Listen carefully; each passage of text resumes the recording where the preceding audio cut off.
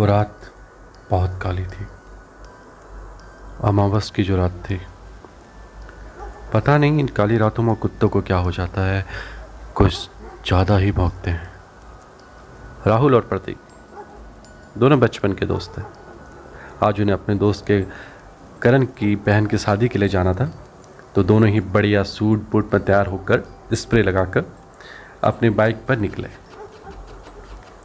घड़ी में 7 बजा हुआ था और कुछ सर्दियों का मौसम था, तो अंधेरा जल्दी होने लगा।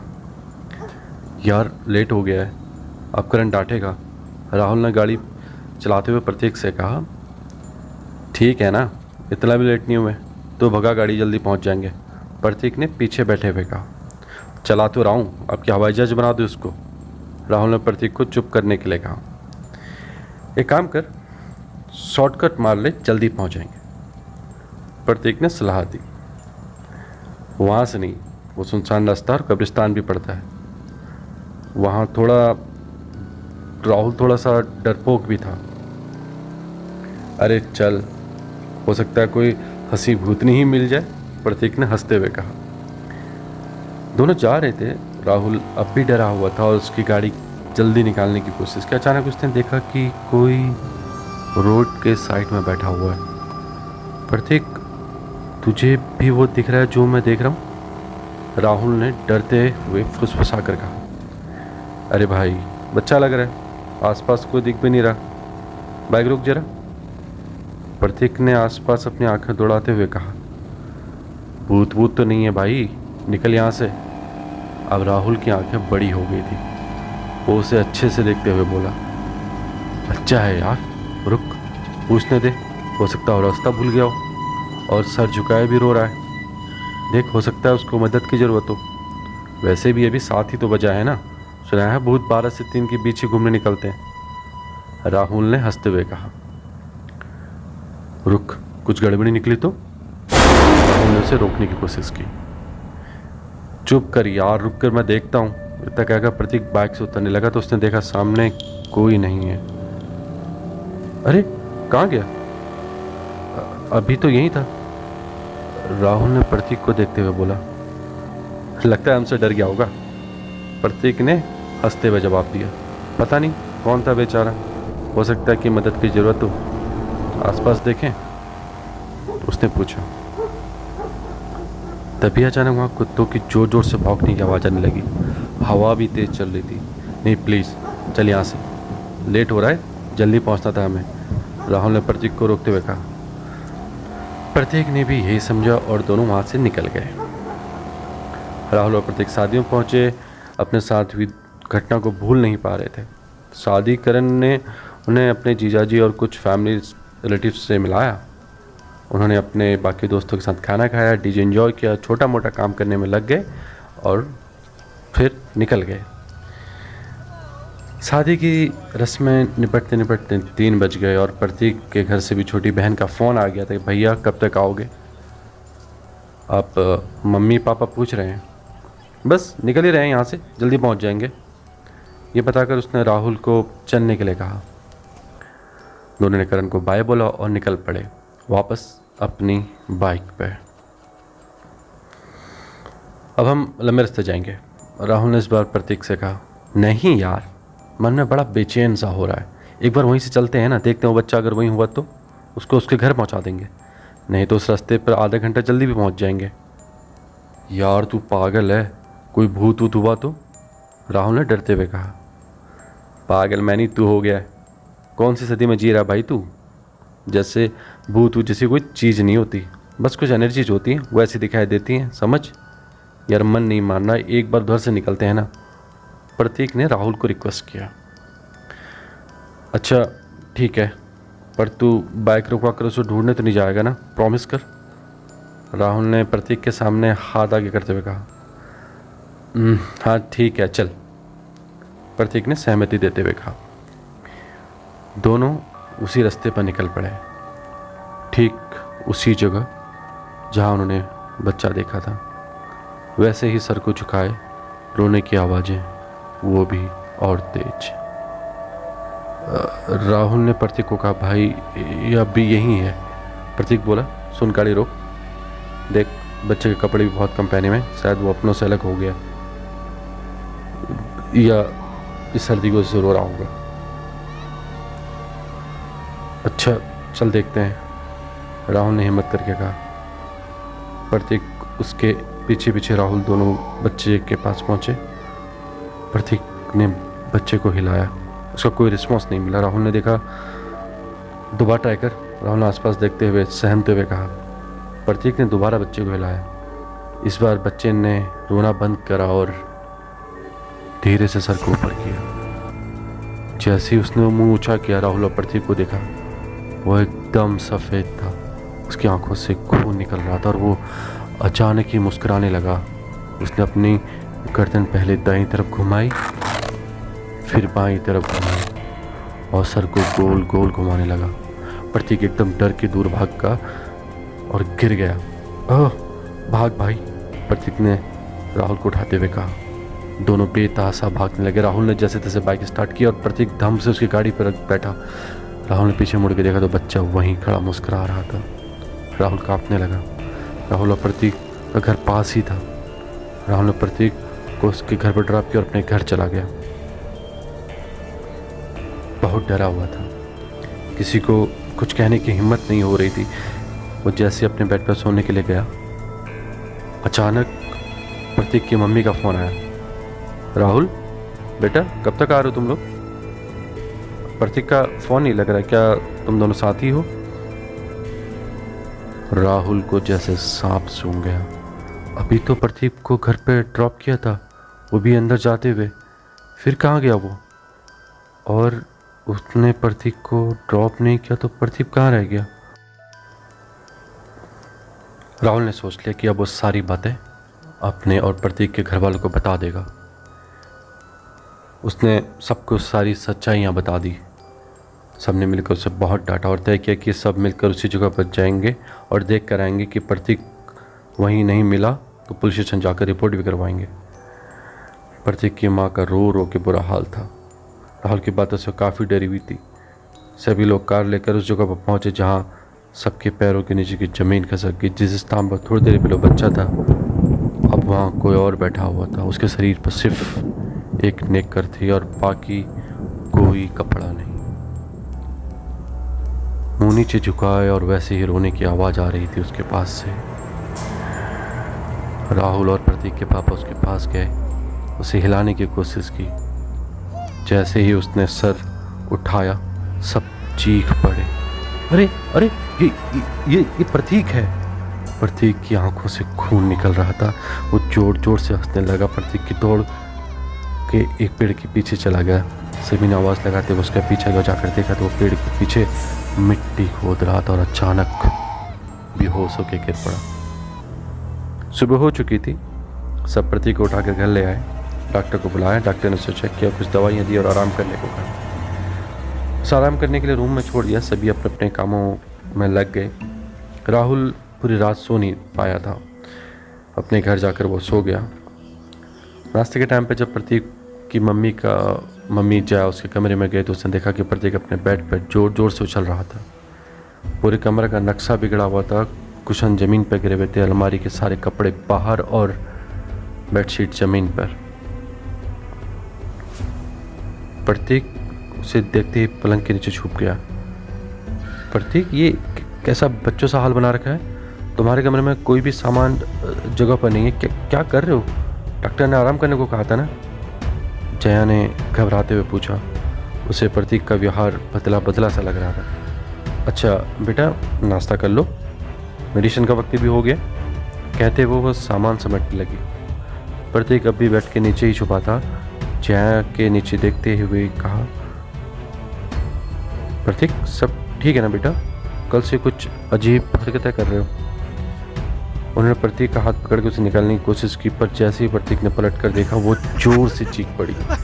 प्रतीक की आंखों से खून निकल रहा था और चेहरा सफ़ेद पड़ गया था। उसे घूरने लगा और जोर से हंस पड़ा। वो हंसी इतनी डरावनी थी कि जया जोर से चीख पड़ी। जया की चीख सुन के प्रतीक के पापा रमेश और बहन बिंटू दौड़ कर अंदर आया और उन्होंने जया के सर पर बताया कि प्रतीक पलंग के नीचे है। जैसे ही रमेश ने झुककर देखा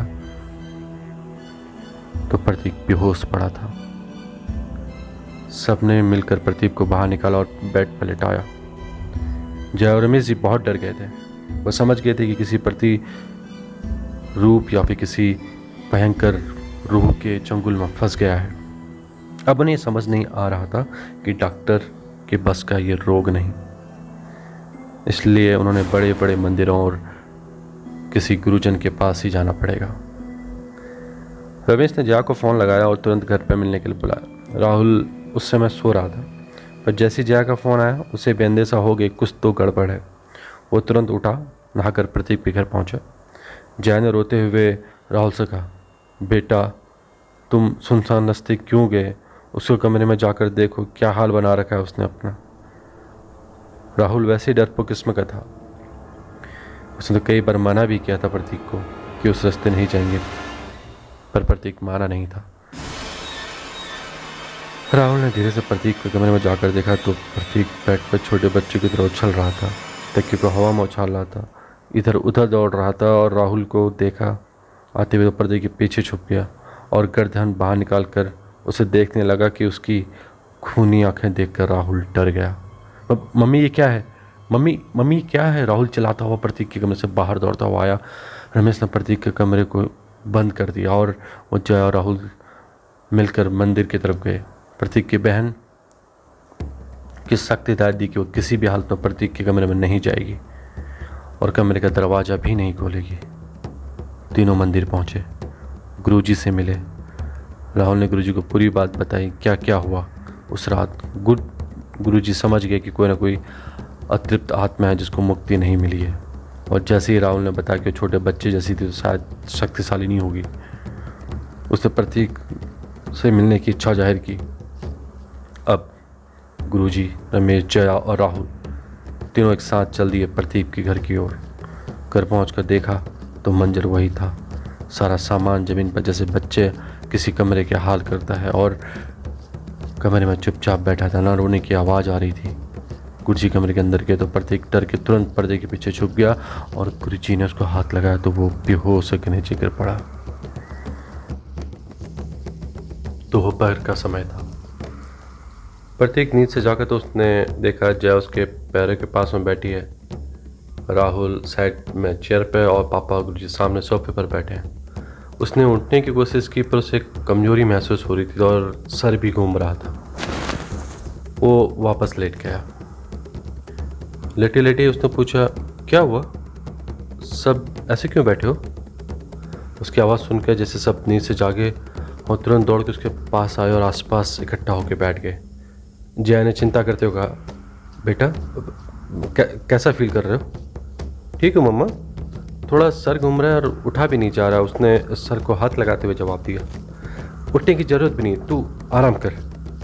राहुल ने और उसके सर पे जाकर बैठा और उसे देखने लगा। अचानक प्रतीक का हाथ अपनी गर्दन पे गया। ये धागा कैसा है? उस अपने गले में पड़े हुए धागे को छूते हुए पूछा। क्या हुआ था कल रात? रात का कुछ भी याद नहीं आ रहा। जय ने कहा, बेटा ये गुरुजी हैं, इनसे मिलो। इन्होंने ये अभिमंत्रित धागा दिया है तुम्हारी शिक्षा के लिए, इसे निकालना मत कभी भी। प्रतीक ने उन्हें लेटे हुए नमस्ते किया। खुश रहो बेटा, आगे से ध्यान रखना कि कहीं थोड़े दिन के लिए भी अकेले मत जाना और किसी भी संदेह पद वस्तु या मनुष्य से हाथ मत मिलाना। कल्याण हो तुम्हारा। कहते हुए गुरुजी बाहर चले गए। जया और रमेश उन्हें दरवाजे तक छोड़ने के लिए उनके पीछे चले गए। प्रतीक ने राहुल से पूछा, क्या था कल रात? वो बच्चे से मिलने के बाद उसे कुछ भी याद क्यों नहीं आ रहा? राहुल ने प्रतीक को डांटना शुरू किया, और रुकवाओ गाड़ी, कहीं भी मदद करनी है। अपने शरीर पर लाद के लाए थे ना उन्हें, आप उन्हें मदद करने के लिए। भैया बड़े मुश्किल से ठीक हुए हो तुम, अब कोई फालतू की हरकत मत करना। क्या बात कर रहा है? प्रतीक ने विस्मयता से राहुल की तरफ देखते हुए पूछा। वो जानना चाहता था कि क्या हुआ उस रात को। राहुल ने सारी बातें प्रतीक को बताई और उसने कहा, अब थोड़ा आराम कर, और हाँ, ये मंत्रित धागा अपने पास ही रखना, कहीं इसको तोड़ मत लेना। पता नहीं किसको लाद लाए हो अपने सर पे। राहुल वहां से चला गया। प्रतीक को नींद नहीं आ रही थी। जैसे ही उसने अपने ऊपर देखा तो वो बुरी तरह से कांप गया।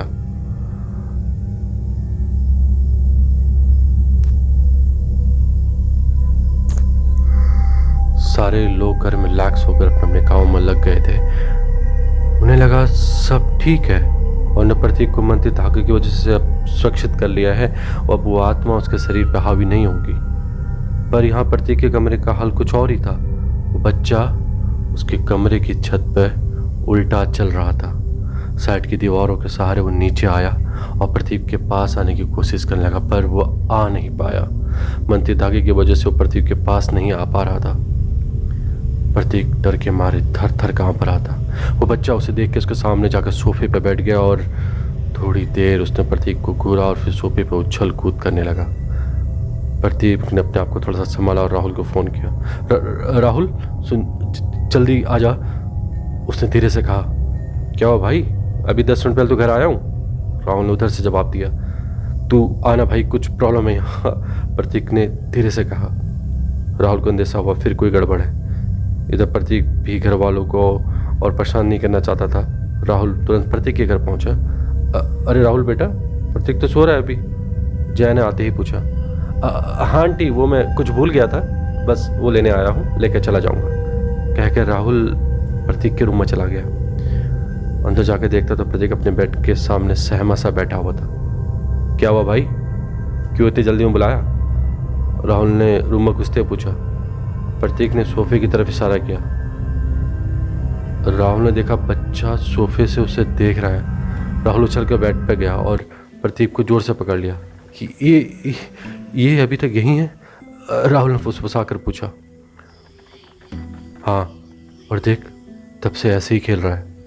भाई अब क्या करें इसका? राहुल ने प्रतीक को देखते हुए कहा। मैं वही सोच रहा हूँ, मंदिर वाले गुरुजी से दोबारा मिलना पड़ेगा लगता है। राहुल ने भी हामी भरी। यार ये बच्चा इतना डरावना भी नहीं है, देख कितनी मासूमियत से खेल रहा है, प्रतीक ने राहुल को कहा। 8 से 9 साल की लगती है इसकी, क्या हुआ होगा उसको? इसके साथ अब प्रतीक ने जिज्ञासु नज़रों से उस बच्चे की ओर देखा और वो अकेला ही खेले जा रहा था मासूमियत के साथ। हाँ यार प्रतीक, मुझे भी लगता है कि इससे पता नहीं क्या होगा, ये कैसे मर चुका होगा। राहुल अभी को भी वो बच्चा मासूम लगने लगा था। प्रतीक सोचते हुए बोला, क्या होगा इसके साथ यार, इसकी आत्मा ऐसी भटक रही है। गाड़ी का एक्सीडेंट हो गया होगा या कोई बीमारी से मर गया होगा या कुछ तो बुरा हुआ है इस बच्चे के साथ। ये बेचारा बेमौत मरा है। क्या हो सकता है किसी अपने ने छल से इसको मारा हो या फिर ये किसी छल का शिकार हो। राहुल ने इसकी बातों में हामी भरी। क्या करके क्या सोच रहा है यार, कुछ पता करें? प्रतीक ने राहुल को झड़कते हुए कहा। यार ये हो सकता है किसी की नाजायज औलाद हो और मार के फेंक दिया हो। आजकल ऐसे किस्से बहुत सुनने को मिलते हैं। राहुल ने भी दिमाग लगाया। भैया ये नाजायज क्या होता है? अचानक राहुल के पीछे आवाज आई तो राहुल ने देखा वो भूत या बच्चा उसके पीछे खड़ा है और अभी तो सामने था, पीछे कैसे आ गया? यह कहकर राहुल कूद कर प्रतीक के पीछे छुप गया। ये बोल सकता है, राहुल ने प्रतीक को कहा। हाँ यार, प्रतीक ने फटी आंखों से उसको देखते हुए कहा। बताओ ना भैया, ये नाजायज क्या होता है? बच्चे ने दोबारा मासूमियत से पूछा। कुछ नहीं, जाओ खेलो। जय हनुमान के सागर जाकर पीती हूँ लोग जाकर, कहकर प्रतीक जोर जोर से हनुमान चालीसा पढ़ने लगा। वो बच्चा जाकर सोफे पर बैठ गया। राहुल और प्रतीक भी थोड़ा रिलैक्स हुए। राहुल ने कहा, यार प्रतीक इस बच्चे से बात करते हैं ना, तभी कोई सोल्यूशन निकलेगा, वरना ये ऐसे हमारे साथ ही रहेगा और हमें डराता रहेगा। प्रतीक भी सहमत हो गया। उसने अलमारी से अपनी बॉल निकाली और बच्चे की तरफ धकेलते हुए कहा, खेलो, इससे तुम्हारे लिए ही है। वो बच्चा मुस्कुराया और बॉल के साथ खेलने लगा। अच्छा, नाम क्या है तुम्हारा? प्रतीक ने पूछा। आर्यन मिश्रा, और प्यार से गोलू। उसने जवाब दिया। बड़ा अच्छा नाम है तुम्हारा, कहाँ रहते हो? राहुल ने भी लगे हाथ पूछ डाला। सिंधी सोसाइटी भैया, गोलू ने जवाब दिया। अच्छा, कौन कौन है फैमिली में? दादा, पापा, बड़े पापा, बड़ी मम्मी, दो दीदी और माँ। माँ कहते ही वो जोर जोर से रोकने लगा। भैया मुझे घर का रास्ता नहीं पता, माँ के पास जाना है भैया, वो मेरी राह देख रही होगी भैया, मैंने प्रॉमिस किया था कोचिंग खत्म होती ही मैं जल्दी घर आऊँगा भैया। इस विंटर वेकेशन पापा मुझे शिमला ले जाने वाले थे, मुझे बर्फ़ बहुत पसंद है भैया, मुझे घर जाना भैया। भैया आप प्लीज ले चलो ना घर। भैया भैया बोलते बच्चा रोते रहा। इधर प्रतीक और राहुल से देख रहे थे, आंखों में नमी ली है। अच्छा गोलू, ये बताओ उस जंगल में कैसे पहुंचे? गोलू ने कोई जवाब नहीं दिया। वो खेलने में मगन था। वो तो 9 साल का मासूम बच्चा ही, उसे क्या ही पता कि जीवन और मृत्यु क्या होती है। अच्छा गोलू, ये बताओ तुम्हारे पापा का नाम क्या है? पापा करते क्या हैं? प्रतीक ने दोबारा सवाल किया। अमन मिश्रा मेरे पापा बिजनेसमैन है भैया, बहुत बड़े शोरूम में, हमारा कपड़ों का। कहते हुए गोलू को सोचने लगा। और मम्मी का? राहुल ने आगे बात बढ़ाई। आभा, आभा मिश्रा। मेरी मम्मी सारा दिन घर पर रहती, मेरा ख्याल रखती, मुझे प्यार करती थी, पर दादी को ये सब अच्छा नहीं लगता था। बस अब गोलू का रोना निकल गया। लगता है बच्चा माँ से बहुत अटैच है, राहुल ने प्रतीक से कहा। हाँ यार, वो तो हर बच्चा होता है ना, प्रतीक ने भी जवाब में कहा। पर गोलू, दीदी को क्यों अच्छा नहीं लगता था? प्रतीक ने आगे पूछा। वो कहती थी मैं किसी का नाजायज बच्चा हूँ, मुझे उठा कर घर ले आए पापा मम्मा। कहते हुए गोलू रुका।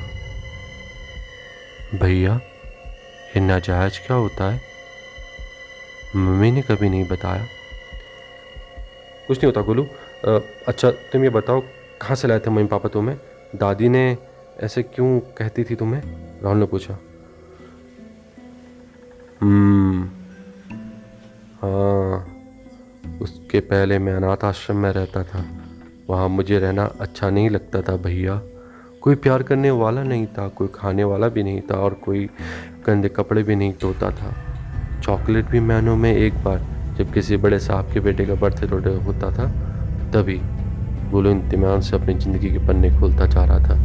राहुल और प्रतीक उसे सुनते जा रहे थे, यही सोच रहे थे कि क्या क्या झेला है इस बच्चे ने इस छोटी सी उम्र में। फिर एक दिन मम्मी पापा आए और मुझे वहाँ से ले गए। मुझसे बहुत प्यार करते हैं मेरे मम्मी पापा। मैं दिन में 3 बार चॉकलेट खाता हूँ, नए कपड़े, रात को सोते टाइम रोज़ नई स्टोरी। कहते हुए गोलू यादों में खो गया।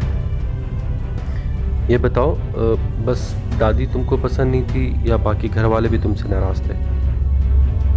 बड़े पापा मम्मी भी डांटते रहते थे कभी कभी किसी बात पर। हाँ, सुहानी दीदी और बुलबुल दीदी बहुत अच्छी थी, वो मुझसे कभी लड़ाई नहीं करती थी। सुहानी दीदी मुझे रोज़ कोचिंग ड्रॉप करने और लेने के लिए आती थी। ये दोनों आपकी बहनें हैं? हाँ, कजिन सिस्टर्स। भैया माँ पापा की बहुत याद आ रही है, 10 दिन से उनको देखा नहीं। गोलू कहते हुए रोने लगा। राहुल और प्रतीक सारी चीज़ें धीरे धीरे समझ रहे थे। ये निश्चित हो चुका था कि गोलू को गुजरे 10 दिन हुए हैं। बस दोनों ने ठान लिया वो इस रूप का आखिरी इच्छा जरूर पूरे करेंगे और उसे जरूर मुक्ति दिलवाएंगे। राहुल और प्रतीक से गोलू का रोना नहीं देखा जा रहा था, तो उन्होंने चुप कराने की कोशिश की और उन्हें आगे का घर का पता और उसके साथ क्या हुआ ये सब पता करने की ठान ली थी। जैसे तैसे वो लोग गोलू का रोना बंद करने में सफल हुए। गोलू दोबारा कहने लगा। बचपना भी कितना मासूम होता है, पल में रो लिए, पल में हंस लिए। गोलू खेलने में लगा था और प्रतीक और राहुल सोचे थे कि घर वाले ही दुश्मन बन बैठे हैं। कैसे लोग होंगे वो लोग जो उसकी मासूमियत नहीं देख पाए। प्रतीक और राहुल बात कर रहे थे कि जया जूस लेके कमरे में आई और उसने पीछे रमेश को भी रूम में आए और दोनों ही रात की घटनाओं के लिए बहुत व्याकुल थे। आप कैसा फील कर रहे हो बेटा? रमेश ने पूछा। अब ठीक हो पापा? प्रतीक ने जवाब दिया।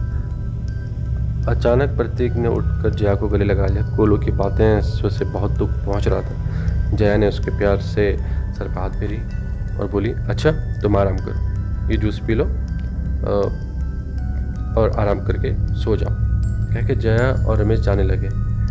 पापा आप किसी अमन मिश्रा को जानते हैं क्या, जिनके कपड़ों का शोरूम है? प्रतीक ने जाते हुए टोक लिया।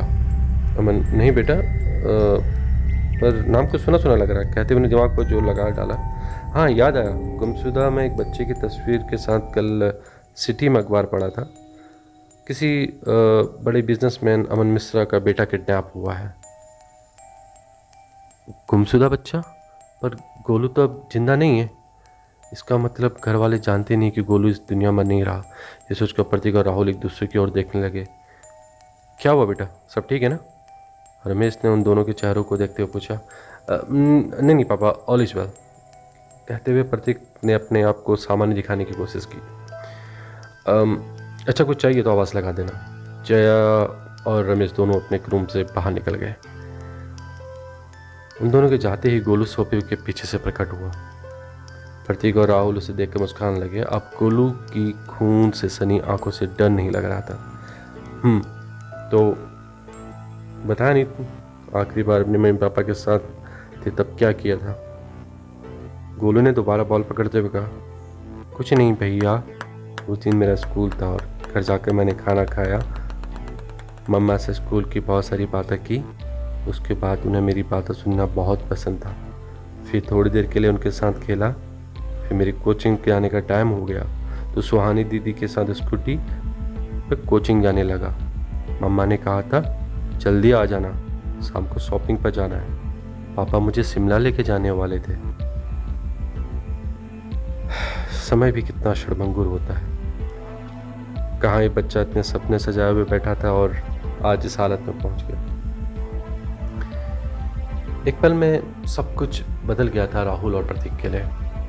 वो बस उसे एकटक देखे जा रहे थे और वो अपने बारे में बोलते जा रहा था। राहुल और प्रतीक ने उससे दोबारा पूछा, वो जंगल से कब से रह रहा है और वहाँ कैसे पहुँचा? कैसे पहुँचा भैया ये तो नहीं पता, पर मैं वहाँ करीबन 10 डेज से हूँ। कल रात पहली बार उस मिट्टी से बाहर निकल पाया था। पहली बार आपको देखकर डर गया था और छुप गया था। जब आप दोबारा लौटे मुझे अच्छा लगा। मिट्टी से बाहर आया मतलब गोलू की बॉडी वही हो? अचानक से राहुल ने दिमाग दौड़ाते हुए कहा। हाँ यार, प्रतीक ने सहमति भरी, लेकिन घर वालों के लिए तो लापता है और हम उन्हें बॉडी तक ले गए तो पुलिस हमें नहीं छोड़ेगी। हम उन्हें कैसे बताएंगे कि ये सब गोलू की आत्मा ने हमें बताया है? लोग पागल समझेंगे और पुलिस वाले हमें गुनहगार बना देंगे। ये सोच के दोनों ही डरने लगे। अब क्या किया जाए? अच्छा गोलू, जब तुम कोचिंग जा रहे थे तब क्या हुआ था? गोलू बिना कुछ कहे सोफे पर उछलने लगा। बच्चों से कोई चीज़ उगलवाना इतना भी आसान कहाँ है। अच्छा अपने घर का पता दो, हम तो वहाँ ले चलेंगे। अचानक से रुका गोलू और बोला, सच्ची भैया एड्रेस तो मुझे याद है, पर वहाँ जाना कैसे है ये नहीं पता। गोलू ने कहते हुए अपनी चिंता जाहिर की। जैसे ही गोलू ने प्रतीक का हाथ पकड़ने की कोशिश की, उसको मुंह से जोर से चीख निकल गई और आंखों से खून निकलने लगा। क्या हुआ प्रतीक? राहुल और दोनों घबरा गए उसे ऐसे देखकर। अचानक प्रतीक को भी गले में बड़े धागे में कुछ हलचल महसूस। वो समझ गए थे कि जब तक ये अभिमति धागा उसके गले में है, गोलू से छू भी नहीं सकता। प्रतीक ने मंत्रित धागा निकालकर टेबल पर रख दिया और उसे मंदिर के बड़े गुरुजी से मिलना ठीक समझा। उसने बात करके कुछ उपाय निकालकर वो गोलू के घर तक जाएंगे ये तय किया। प्रतीक और राहुल घर पर किसी काम का बहाना करके मंदिर गए और दोनों ने पूरी बात बताई गुरुजी को। गुरुजी ने बताया कि गोलू अकाल मृत्यु को प्राप्त हुआ है और उसके क्रियाक्रम की पूंजी अभी सही तरीके से नहीं हुई है, इस वजह से वो इस तरह से भटक रहा है। चूँकि मौत को भी 10 दिन हुए और मरणोपरांत पहली रात अमावस के होने की वजह से वो कल उसी जगह पर आया था जहाँ उसे दफन किया था। तुम दोनों ने उसे उस समय देखा, इसलिए बस तुम दोनों को ही वो नज़र आ सकता है, और प्रतीक ने उसे छुआ, इसलिए तो वो बस प्रतीक के शरीर पर कब्जा कर सकता है। उसे मुक्ति तो मैं दिलवा सकता हूँ, परंतु एक छोटा बच्चा जो आखिरी बार अपने मम्मी पापा से मिलना चाहता है, उसे ऐसे ही मुक्त करना मुझे ठीक नहीं लगता। कोई भी आत्मा अपनी आखिरी इच्छा पूरी करने के लिए किसी न किसी को अपना माध्यम या जरिया बनाती है। गोलू ने तुम दोनों को चुना है। एक काम करो, तुम दोनों एक बार उसके बताए हुए पते पर जाकर देखो, आसपास वाल से पता करो और उसके माँ बाप से मिलने की कोशिश करो। जब एक बार इसकी अंतिम इच्छा पूरी हो जाएगी, इसके अपनों के हाथ इसका क्रियाक्रम विधि पूर्वक करवा दी जाएगा, तो उसको मुक्ति मिल जाएगी। दोनों ने गुरुजी को प्रणाम किया और गोलू की तरफ निकल पड़े। गोलू उनको अपने घर का रास्ता बता रहा था। जैसे ही गोलू के वो घर पहुंचे, वहाँ का मंजर देखकर वो अंदर जाने की हिम्मत नहीं हुई। बाहर पुलिस की जीप खड़ी थी। उन्होंने सोचा कुछ समय यहीं रुक के देखते हैं, जब पुलिस जाएगी तब वो अंदर चले जाएंगे और गोलू के मम्मी पापा से बात करेंगे।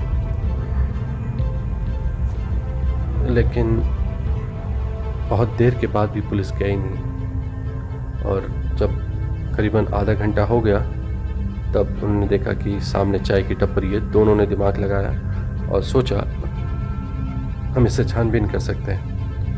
उन्होंने चाय की टपरी पर जाकर बैठ गए और चाय वाले से पूछा, भैया सामने पुलिस की जीप क्यों खड़ी है? कुछ हुआ है क्या इस घर में? नए हो क्या भैया? पूरा मोहल्ला जानता है, बच्चा अगवा हो गया इनका। चाय बनाते हुए टपरी वाले ने बोला, ओह हमें नहीं पता। कितने दिन हो गए? कौन रहता था इस घर में?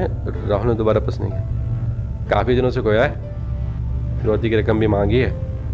पुलिस की वजह से वो हर बार लोग भाग भाग के जाते हैं जिनने बच्चे को किडनैप किया है। चाय वाले ने आगे बताया, इनके घर में एक अम्मा जी हैं, उनके 2 बेटे, 2 बहुरिया और बड़े बेटे के 2 बच्चे, एक छोटे साहब का एक छोटा बच्चा, वही अगवा हुआ है। छोटे साहब बहुत अच्छे इंसान है, वो उनके साथ ऐसा नहीं होना था। बच्चा नहीं हो रहा था, उनकी छोटी मैडम बहुत परेशान थी, छोटे साहब से लड़ झगड़ के बच्चा गोद लिए थे। अब भगवान ने ये दिन दिखाया।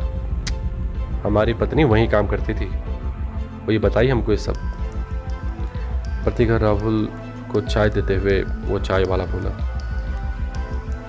घर वाले से लड़ झगड़ के भैया कुछ समझे नहीं। राहुल ने चाय पीते हुए पूछा, बड़े साहब का बिजनेस अच्छा नहीं चल रहा है। वो छोटे भाई के साथ रहते हैं, उनकी सारी जायदाद अपनी समझते थे, पर जब से बच्चा गोद लिए उन्हें भी ये लगता है कि छोटा भाई की जायदाद में उनका कोई हक नहीं। वो हमेशा चाहते थे कि 2 बिटिया में हो और एक बेटा, छोटा भाई ले ले और वो रखे, और छोटी मैडम नहीं मानी। उन्हें अनाथ बच्चा चाहिए था, जिससे बचपन में वो माँ का सुख ले सके और बड़े होने के बाद उनसे कोई बच्चा छीन ना सके। अम्मा जी भी ये नहीं चाहती थी कि कोई भी बच्चा बाहर से घर में आए, पर छोटी मैडम की उदासी को देखते हुए छोटे साहब ने उनकी बात मानी और अनाथ आश्रम से बच्चा ले आए। 2 साल पहले बच्चा इतना प्यारा था, इतना प्यार करता था, दोनों बहुत खुश थे, दोनों एक साथ थे। पर क्या करें, बेचारों का पता नहीं किसकी नज़र लग गई। छोटी मैडम ने तो खाना पीना भी छोड़ रखा है, कभी बेहोश हो जाती हैं, कभी साहब का भी बहुत बुरा हाल है। दोनों अपने सगे बच्चे जिसे इतना प्यार करते थे उसको। तो वो बात ही कर रहे थे कि तभी अचानक गोलू दिखाने ने बोला, भैया भैया अंदर चलो ना, मम्मी मुझे सुन नहीं पा रही है। कितनी आवाज़ लगाई, उनको कुछ बताना है भैया। गोलू का इस तरह का रिएक्ट देख के प्रतीक और राहुल से रहा नहीं गया। उन दोनों ने अंदर जाने का सोच लिया। उन्होंने देखा कि पुलिस की जीप बिल्कुल भी निकल चुकी है और उन्होंने घर के दरवाजे पर जाके बैल बजाई। गेट नौकर ने खोला और आबा जी घर पे हैं क्या? हम उनसे मिलने आए। जी आइए, कहकर नौकर उनको अंदर लेके चला गया।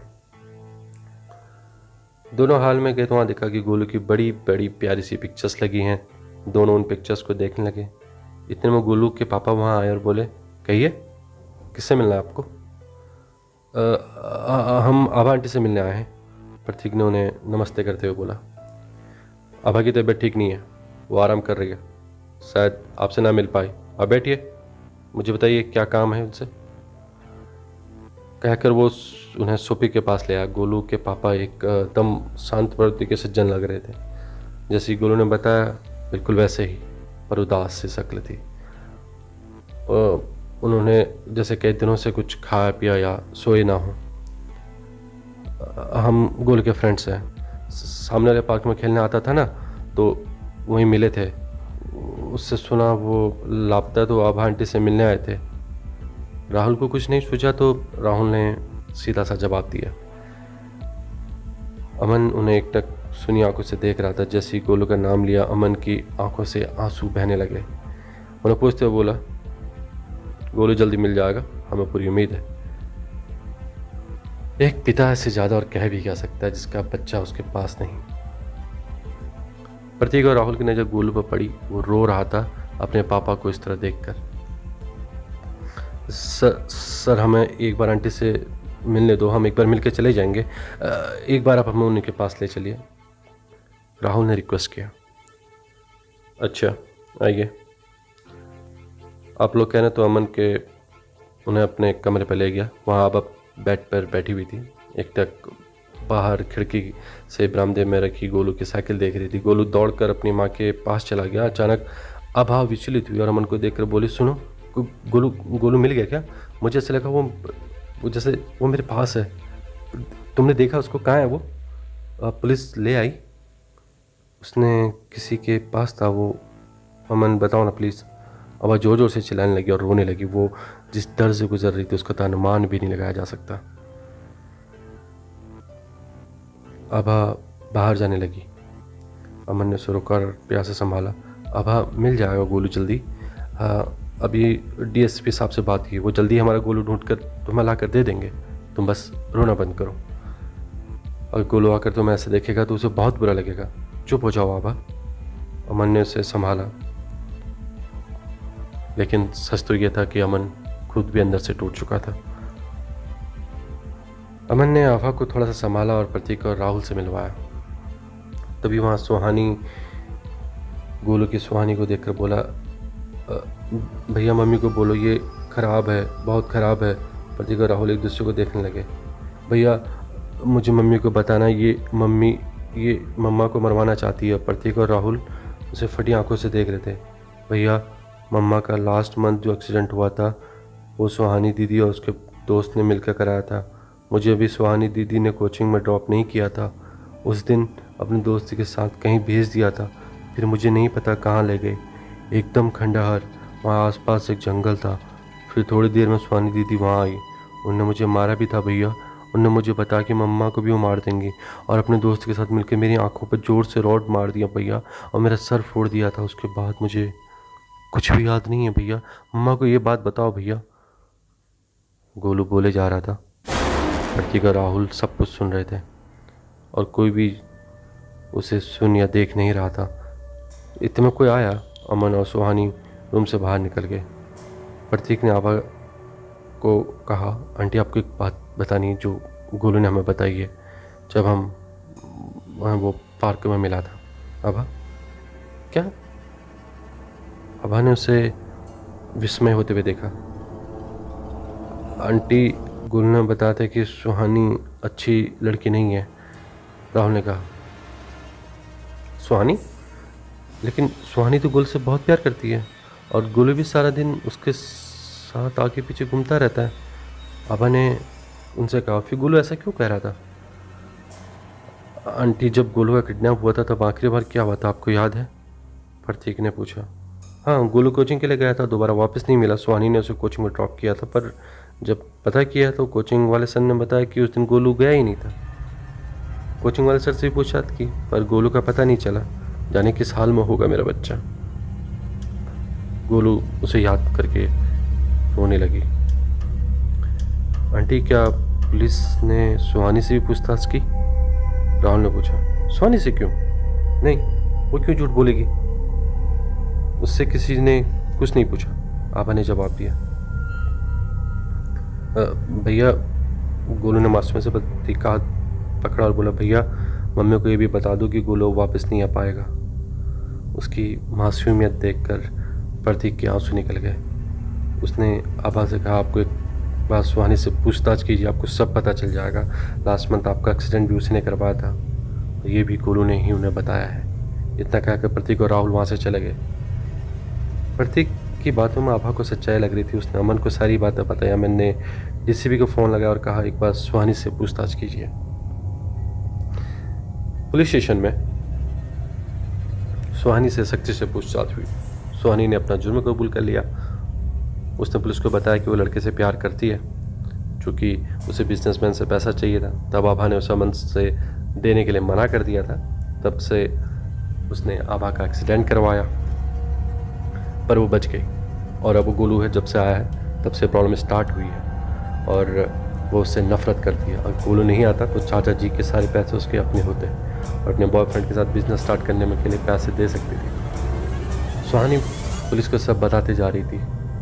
गोलू को पहले तो उसने फिरौती के लिए किडनैप करने का सोचा, पर उस पर इतना गुस्सा आता था कि पहले मैंने उसे मार दिया। मुझे पता था मेरे मम्मी पापा भी उसे पसंद नहीं करते। अगर मेरा जुर्म उनके सामने आता तो वो मुझे कुछ नहीं कहते, इसलिए बिना डरे मार डाला। चाची वैसी रो रो कर पागल हो गई। उन्हें मारना अब और भी आसान था। थोड़े दिन में उसको भी मरवा देती। इतना गुस्सा और इतना गुरूर था उसके चेहरे पे। पुलिस ने आगे पूछा, लाश के साथ क्या किया? उसने बताया, उसे कब्रिस्तान के आगे पेड़ के नीचे मिट्टी में दफन कर दिया था। पुलिस ने सुहानी के बॉयफ्रेंड को भी अरेस्ट किया। वो भी एक नंबर का छठा हुआ बदमाश और जुआरी था। दोनों को लेकर पुलिस गोलू की बॉडी सर्च करने के लिए गई।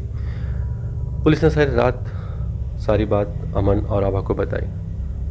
आभा उस लड़के को जानती थी, पर उसे पता नहीं था कि वो अच्छा लड़का नहीं है, इसलिए अमन को पैसे देने के लिए मना कर दिया था। इस छोटी सी चीज़ का इतना बड़ा बदला लेके सुहानी उसे ने कभी सोचा भी नहीं था। आभा पूरी तरह से टूट चुकी थी। उसके जिंदा रहने के लिए कोई भी आस नहीं बची थी। अमन किसी तरह आभा को अपने पूरे परिवार को लेकर वहाँ पहुँचा ताकि प्रतीक और राहुल को भी सारी बातें पता चली, और गोलू भी और गुरजी को लेकर वहाँ पहुँचे जहाँ उन्हें गोलू पहली बार मिला था।